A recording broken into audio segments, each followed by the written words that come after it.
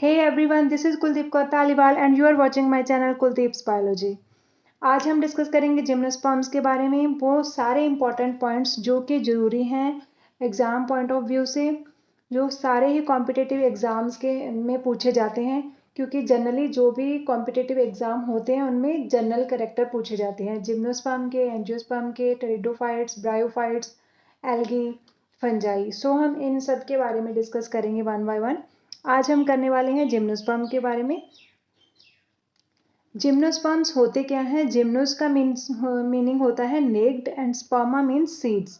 तो जिनके seeds necked होते हैं, नेक्ड सीड का मीनिंग ये है कि जो सीड हैं वो फ्रूट के अंदर कवर्ड नहीं होते, कवर नहीं किए होते फ्रूट के अंदर, वो नेक्ड होते हैं, ओपन अप होते हैं। तो उन प्लांट्स को हम बोलते हैं जिम्नोस्पर्म्स। अगर आपने कॉमनली कोई जिम्नोस्पर्म देखा होगा तो साइकस और पाइनस कॉमनली पाए जाते हैं। और प्लांट्स विद अनप्रोटेक्टेड सीड्स, हम इन्हें कह सकते हैं कि ये प्लांट्स होते हैं अनप्रोटेक्टेड सीड के साथ। ये जो पॉइंट था वो दिया था थियोफ्रेस्टस ने। थियोफ्रेस्टस के बारे में आपने सुना होगा गाइस।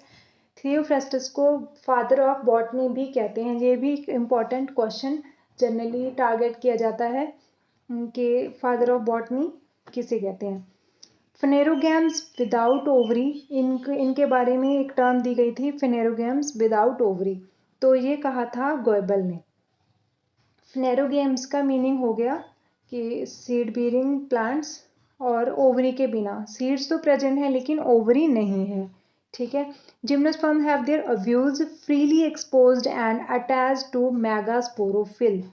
जो जिम्नोस्पर्म के ओव्यूल्स होते हैं, ओव्यूल क्या होते हैं? जो फ्यूचर में सीड बन जाएंगे, वो स्ट्रक्चर जिनका सीड बनना होता है उनको हम ओव्यूल बोलते हैं। इमेच्योर सीड्स को हम ओव्यूल कह सकते हैं, ठीक है। तो जिम्नोस्पर्म के केस में क्या होता है कि ये फ्रीली एक्सपोज्ड होते हैं and attach to megasporophyll. Megasporophyll क्या होता है? लीफ लाइक स्ट्रक्चर होती है जो कि सपोर्ट करती है ओव्यूल को, ठीक है। ओव्यूल को प्रोटेक्ट करती है, उसको सपोर्ट करती है, तो उसे हम बोलते हैं megasporophyll. whereas the ovules in angiosperm, अगर हम एंजियोस्पर्म की बात करें तो उनके जो ओव्यूल्स होते हैं या फिर सीड्स होते हैं वो कवर्ड होते हैं, कवर किए होते हैं फ्रूट के अंदर, ठीक है। और जो ओव्यूल की अगर हम बात करें तो ओव्यूल कवर होता है कार्पेल के अंडर। कार्पेल क्या होता है? कार्पल होता है फ्लावर का फीमेल सेक्स ऑर्गन हम बोल सकते हैं, जिसमें स्टिग्मा, स्टाइल और ओवरी इंक्लूडेड होते हैं। तो ओवरी के अंदर होते हैं ओव्यूल्स, ठीक है। तो नेक्स्ट है ये जो जिम्नोस्पर्म है, ये मोस्ट एंशियंट सीड प्लांट हैं, ये सबसे पुराने सीड प्लांट हैं जो पाए जाते हैं और अब भी पाए जाते हैं। लेकिन ये ओरिजिनेट हुए थे पेलियोजोइक एरा में, पेलियोजोइक एरा की भी लास्ट में, लेट पेलियोजोइक एरा में। और जब डायनासोर्स काफ़ी फैले हुए थे तब जिम्नोस्पर्म्स भी पीक पे थे। इसकी भी काफ़ी ज़्यादा स्पीसीज जो डोमिनेट थी। लेकिन अगर हम आज की बात करें तो एंजियोस्पर्म्स डोमिनेट है। अगर आपको क्वेश्चन आ जाए कि कौन से प्लांट ग्रुप ज़्यादा पाए जाते हैं तो एंजियोस्पर्म सबसे ज़्यादा, इसके बाद जिम्नोस्पर्म का नाम आएगा, और इसके बाद टेरिडोफाइट और फिर ब्रायोफाइट्स, ठीक है। Most ancient seed plants originate in late Palaeozoic era. हमने ये पढ़ा कि Palaeozoic era, late Palaeozoic era में ये पाए गए थे। और अगर हम इनकी हैबिटेट की बात करें कि जिम्नोस्पर्म्स कहाँ पाए जाते हैं, तो जिम्नोस्पर्म पाए जाते हैं कोल्ड क्लाइमेट में, cold climate of temperates as well as in dry and arid conditions of the tropics. India की अगर बात करें तो हिली एरियाज में पाए जाते हैं ज़्यादातर जिम्नोस्पर्म। अगर आप हिमाचल साइड जाएं तो वहाँ जिम्नोस्पर्म दिखने स्टार्ट हो जाते हैं, मोस्टली हिली एरियाज में पाए जाते हैं। लेकिन जो साइकड्स हैं वो प्लेन्स में भी पाए जाते हैं। हम आजकल साइकस जो है ऑर्नामेंटली ग्रो करते हैं कि गार्डन्स में, कॉलेजेस में। देखिए ये है साइकस का प्लांट, ठीक है। इसके जो ये ऊपर दिखाए गए हैं ये फोलिएज लीव्स हैं और सेंटर में यहाँ पे मेगास्पोरोफिल्स प्रेजेंट होंगी। और जो इसका कॉलमनर स्टेम जो कि बिल्कुल अनब्रांच्ड है, कोई भी ब्रांचिंग भी नहीं हुई, तो ये एक्सेप्शन है। जनरली प्लांट्स ब्रांच्ड होते हैं जिम्नोस्पर्म के, लेकिन जो साइकस है जो ये अनब्रांच्ड है। नेक्स्ट पॉइंट है कि हैबिट्स के बारे में। हैबिट्स इसके कैरेक्टर्स हो गए कि लिविंग जिम्नोस्पर्म्स मोस्टली पेरिनियल होते हैं। पेरिनियल का क्या मीनिंग होता है? जो प्लांट्स 1 साल 2 साल से ज़्यादा अपना लाइफ साइकिल कंप्लीट करने में लगाते हैं। जो 1 साल में करेंगे एनुअल हो जाएंगे, 2 साल में करेंगे बाई एनुअल हो जाएंगे, 2 साल से भी ज़्यादा होगा तो उसे हम पेरिनियल बोल देते हैं। ठीक है, ये जो जिम्नोस्पर्म है ये पेरिनियल हैं, जीरोफिटिक हैं, एवरग्रीन भी हैं। जीरोफिटिक का मीनिंग हो गया कि इनको जो पानी है वो ज़्यादा नहीं चाहिए। एवरग्रीन होते हैं, आर्बोरियल अपराइट ग्रो करते हैं और वुडी प्लांट्स हैं, वुड बनती है इनमें। Mostly trees or shrubs. ज़्यादातर जो मोस्टली जो प्लांट्स हैं वो ट्रीज और श्रब हो सकते हैं। प्लांट या तो उसका ट्री बनेगा या श्रब बनेगी। ट्री और श्रब के बारे में आपने पढ़ा होगा कि ट्री तो कॉमनली हम जो देखते हैं कंप्लीट जो हाइट ले लेता है प्लांट, उसकी वुड बनी होती है, लीफ होता है, स्टेम होते हैं, उनको हम ट्री बोलते हैं। लेकिन जो श्रब होती हैं उनकी हाइट ज़्यादा नहीं होती लेकिन वुड डेवलप हो जाती है, बुशी अपीयरेंस देते हैं जो, उनको हम श्रब बोल देते हैं। और नेक्स्ट जो है रेयरली क्लाइंबर्स। क्लाइंबर्स इसमें बहुत ही कम होते हैं। क्लाइंबर्स जो क्या देते हैं हम, जो प्लांट्स अपने आप जो है सीधे खड़े नहीं हो पाते, किसी और प्लांट का सहारा चाहिए उन्हें, उन्हें हम क्लाइंबर्स बोलते हैं। जैसे आपने बहुत सारे प्लांट्स कुछ फ्लावरिंग प्लांट्स के क्लाइंबर्स देखे होंगे, या फिर कुकुरबिटेसी फैमिली के जनरली कुकुरबिट्स, कद्दू वगैरह, तोरी वगैरह जो जनरली क्लाइंबर्स होते हैं। ठीक है, तो ये हो गया इसकी हैबिट्स के बारे में। कोई भी प्लांट जो जिम्नोस्पर्म का हर्ब नहीं है और एनुअल भी नहीं है। जो हम आप वीट ले लीजिए, जो हम जनरली ग्रो करते हैं, वीट वगैरह जो एनुअल्स में आ जाते हैं, जो 1 साल में कंप्लीट कर लेते हैं अपना लाइफ साइकिल। ठीक है, हर्ब जो प्लांट होते हैं उनमें वुड डेवलप नहीं होती, वुड कभी भी नहीं बनती, लेकिन जो स्टेम है वो सॉफ्ट रहता है, इजीली उसे हम तोड़ सकते हैं और उसमें वुड नहीं बनती, तो उन्हें हम हर्ब्स बोलते हैं। उनकी हाइट भी कुछ ज़्यादा नहीं होती, सॉफ्ट स्टेम वाले प्लांट्स को हम हर्ब बोल देते हैं।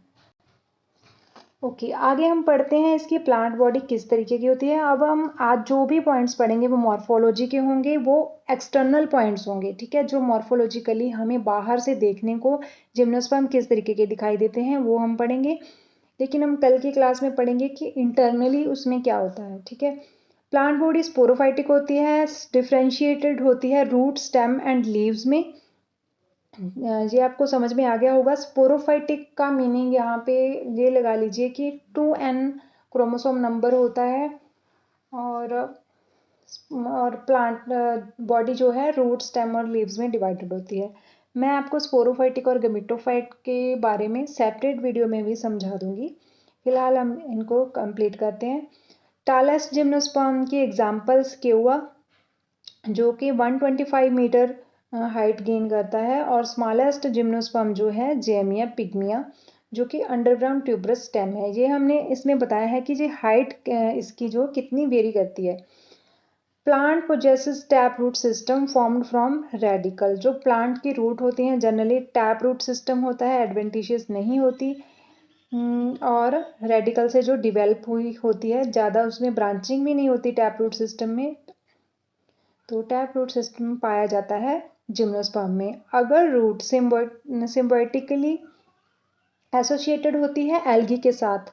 कई बार क्या होता है कि रूट किसी और ऑर्गेनिज्म के साथ सिम्बायोसिस कर लेती है। सिम्बायोसिस का मतलब किसी के और के साथ एसोसिएशन कर लेती है, जो कि दोनों के लिए बेनिफिशियल रहती है। ठीक है, तो जब प्लांट की रूट्स एसोसिएट हो जाएं एल्गी के साथ तो हम उसे कहेंगे कोरालाइड रूट्स, और ये देखा जाता है साइकस में।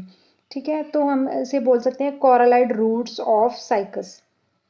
और इसी तरीके से अगर प्लांट रूट फंगस के साथ एसोसिएट हो जाएं तो हम उसे माइकोराइजा बोलते हैं। अगर हायर प्लांट कोई लंबा चौड़ा प्लांट है, जिम्नोस्पर्म हम मान लीजिए पाइनस की बात कर रहे हैं, उसकी रूट्स जो है एसोसिएट हो गई फंजाई से। ठीक है, तो फंजाई भी उसे एब्जॉर्प्शन में हेल्प करेगी और प्लांट भी बदले में उसे सपोर्ट एंड प्रोटेक्शन प्रोवाइड करवाएगा। तो हम इस तरह की एसोसिएशन को कहेंगे mycorrhizal roots of Pinus. Stem के बारे में अगर हम बात करें कि स्टेम यूजुअली इरेक्ट होता है, ब्रांच्ड होता है, लेकिन साइकस में अनब्रांच्ड पाया जाता है, जो कि मैंने आपको डायग्राम भी शो की थी। मोस्टली वुडी प्लांट्स पाए जाते हैं, वुडी स्टेम होते हैं। लीव्स मोनोमॉर्फिक या डाइमॉर्फिक हो सकते हैं। मोनोमॉर्फिक एक ही तरीके के लीफ होंगे पूरे प्लांट में, और डाइमॉर्फिक में दो तरीके के लीव्स होंगे। अगर डाइमॉर्फिक लीफ पाए जाते हैं तो दो तरीके के होते हैं, foliage and scaly leaves. Foliage leave जो जनरली नॉर्मल लीव्स के तौर पे एक्ट करते हैं, फोटोसिंथेसिस वगैरह में हेल्प करते हैं, ठीक है।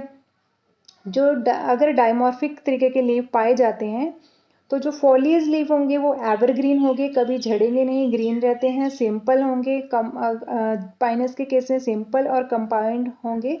साइकस के केस में सिंपल का मीनिंग है एक ही लीफ होता है, कंपाउंड का मीनिंग है एक लीफ दो या तीन लीफ में डिवाइडेड होता है, ठीक है।